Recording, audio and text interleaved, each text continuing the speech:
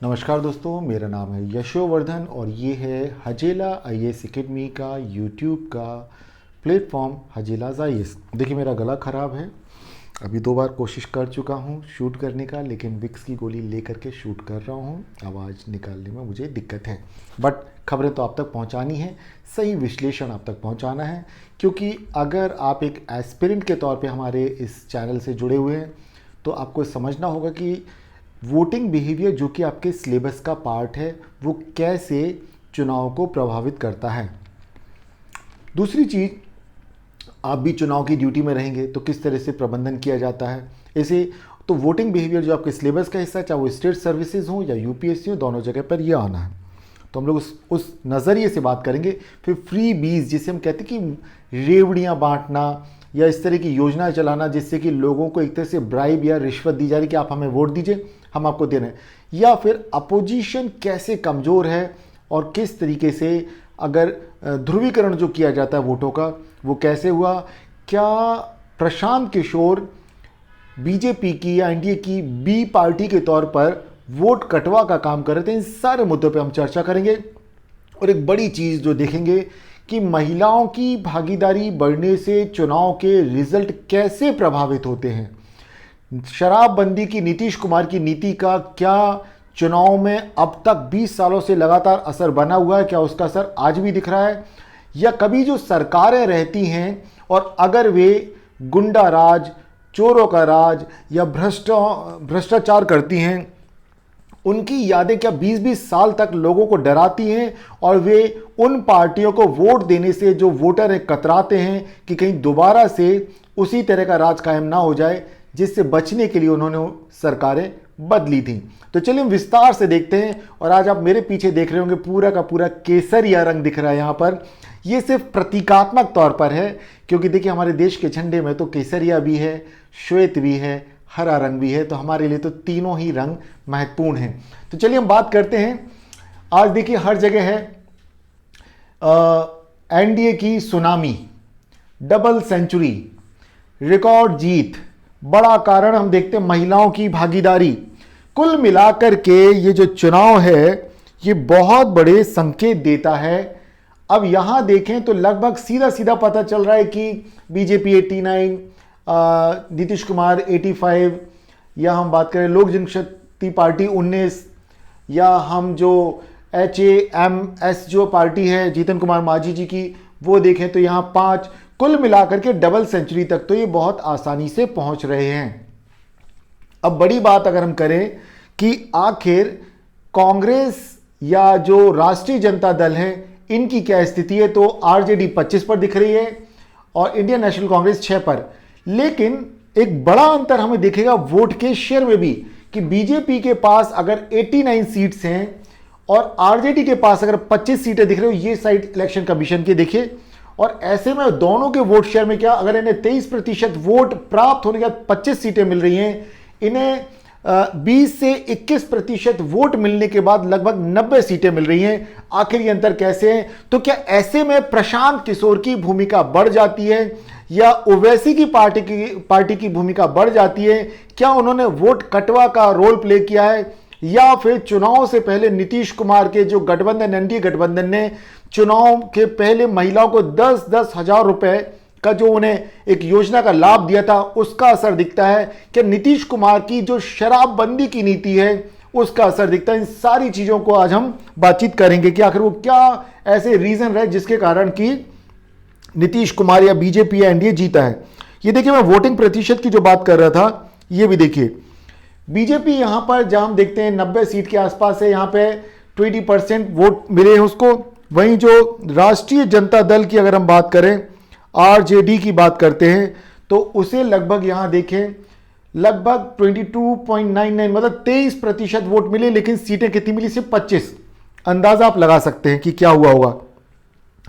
अब यहां हम बात करते हैं कि बिहार में एनडीए की जीत के पीछे के जो बड़े कारण हैं वो क्या हैं।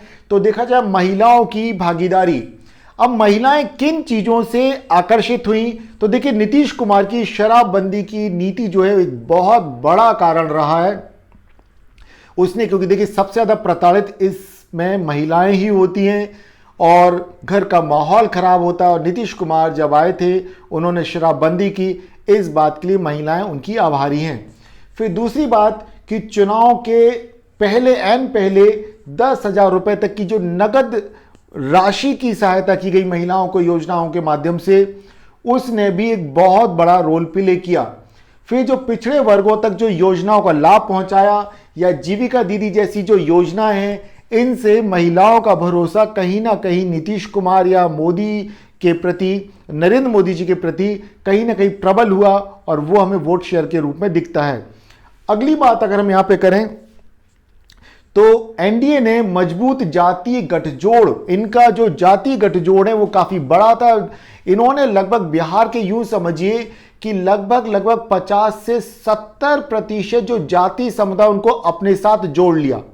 वहीं हम देखें कांग्रेस या लालू जी की पार्टी अगर देखें तो इनमें के पास जो वोट शेयर है वो मिला है, देखिए 23% मिला है, और कांग्रेस को भी लगभग 7 से 8% मिला है। तो अगर अब इस तरीके से देखा जाए तो दोनों का मिला के 30% मिलता है, और वहां पर 40% दोनों का मिल जाता है, नीतीश कुमार और बीजेपी का वहां पे मिलाकर कितना होता है। लेकिन उसके बावजूद इनको सीटें उतनी नहीं मिल रही हैं। सीटें उतनी नहीं मिलने के पीछे रीजन है कि यहां पर ना केवल एनडीए ने मजबूत जातीय गठजोड़ बनाया, बल्कि 2020 के बाद से लगातार एनडीए ने बेहतर चुनाव प्रबंधन भी किया है। बूथ स्तर पर कुशल प्रबंधन, बूथ मैनेजमेंट किया है। और दूसरी तरफ जो विपक्ष है वो पूरी तरह से बिखरा हुआ, आपस में ही वे मुकाबला कर रहे हैं। वोट ट्रांसफर एक से दूसरे पार्टी के जो कार्यकर्ता वो करा नहीं पाए, एकजुटता की रणनीति का अभाव रहा है, कमजोर विपक्ष रहा है। ऐसे में सीधा फायदा मिलना ही था एनडीए को, और वो मिला। तभी हम देखते हैं कि डबल सेंचुरी तक वे पहुंच रहे हैं।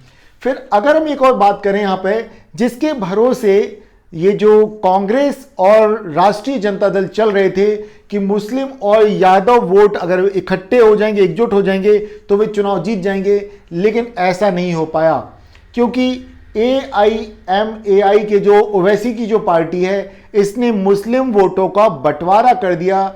इससे महागठबंधन जिस इलाके में मजबूत था वहां पर भी उसे नुकसान उठाना पड़ा।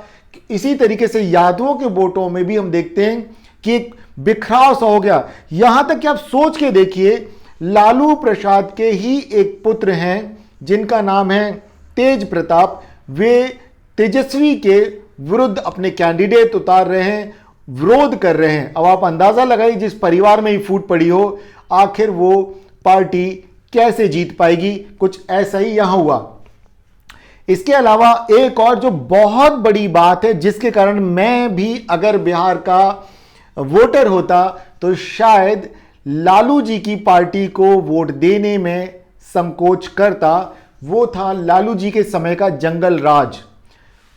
अब आप सोच के देखिए कि वर्तमान में जब मैं कई अपने मित्रों से बात करता हूं जो बिहार से आते हैं, वे बताते हैं कि हमारे बचपन में हम देखा करते थे लालू जी के समय पर, जब हम स्कूल कॉलेज में पढ़ा करते थे, कि गुंडा राज हुआ करता था, जंगल राज हुआ करता था। लेकिन अब नीतीश कुमार जब से आए तब से काफ़ी कंट्रोल में है ये चीज़ें।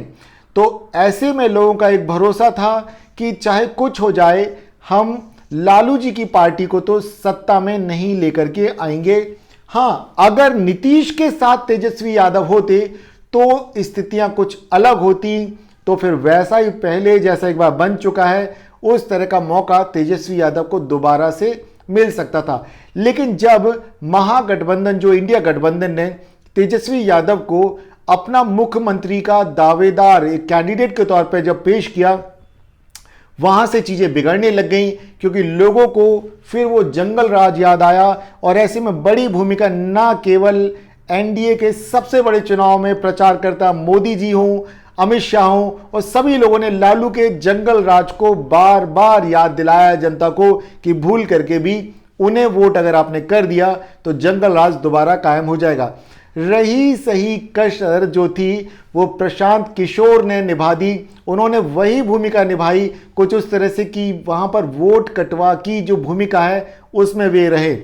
और दूसरी बात, ओवैसी की जो पार्टी है इसने भी वही रोल प्ले किया। तो ऐसे में बीजेपी से ज्यादा वोट शेयर प्राप्त करने के बाद भी तेजस्वी यादव की पार्टी को सिर्फ 25 सीटें इस वक्त तक मिल रही है। 10 बजे के आसपास मैंने चुनाव आयोग से ये इंफॉर्मेशन ली है, तो जो उनकी साइट पे उपलब्ध है उससे, तो आप अंदाजा लगाइए कि यहां पर उनकी हार होनी ही थी, यहां तो ये तय था। लेकिन जिस तरह की विक्ट्री प्राप्त हुई है, तो जो भी हम बात करेंगे कि जो एग्जिट पोल जो होते हैं या ओपिनियन पोल जिस तरह के होते हैं, इन सभी के जो भी दावे किए जा रहे थे वे खोखले सिद्ध हो रहे हैं। तो वोटिंग बिहेवियर को समझिए कि जनता किन चीजों से प्रभावित होती है, धर्म से, जाति से, जेंडर। महिलाएं ये देखती हैं कि शराबबंदी जैसी चीजें हो जाएं, महिलाओं को कुछ अतिरिक्त धन प्राप्त हो जाए जिससे कि उनकी मदद हो जाए, इस तरह की चीजें लोगों को प्रभावित करती हैं। लेकिन यहीं से फ्री बीज वाला मुद्दा उभर के आता है कि जिस तरह से महिला या किसानों को जो भी इस तरह की योजनाएं चला करके लाभ दिया जाता है, क्या लंबे समय में ये फायदा पहुंचाएंगे?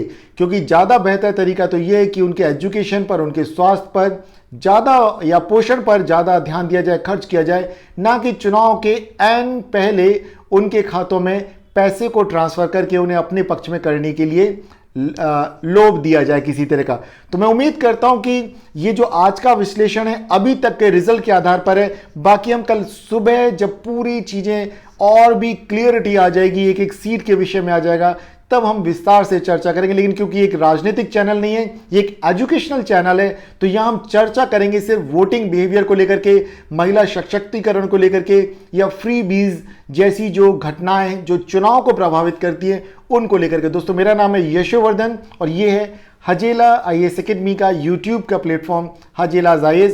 आप हमारे साथ लगातार इसी तरह से बने रहिए। हम लोग निष्पक्ष होकर खबरों का विश्लेषण आपके लिए प्रस्तुत करते हैं। नमस्कार दोस्तों।